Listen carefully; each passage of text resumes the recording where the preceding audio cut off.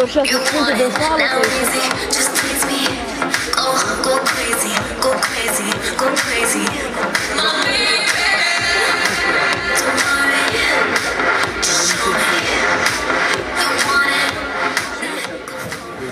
Oare care este cea mai frumoasă surpriză pe care o poate primi un bărbat?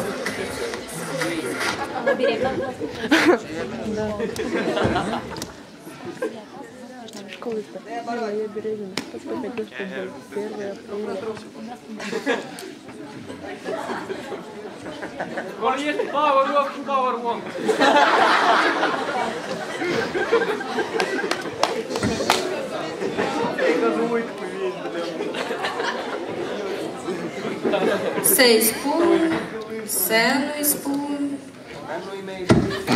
Iubitule! Ce, dragă? Sunt însărcinată! Ce? Ce-ai dori să fie? 1 aprilie. Go crazy, go crazy, go crazy.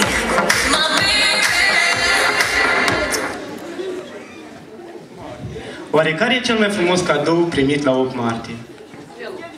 Iubito! Ce, dragă? Ce-ai dorit de 8 martie? Vai, nici nu știu. Bine, dar te mai las să te gândești până anul.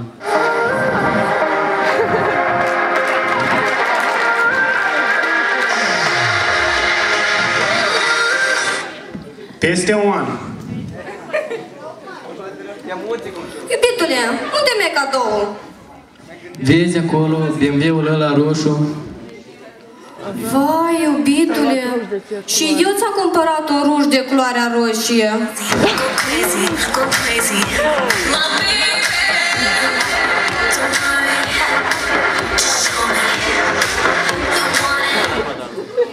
Cum reacționează de obicei băieții la vorba te iubesc?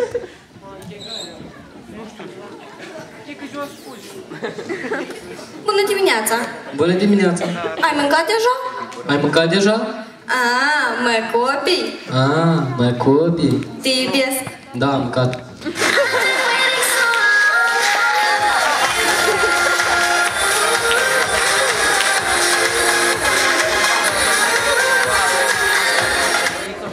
După un jumătate de secol de viață, bărbatul a devenit curios.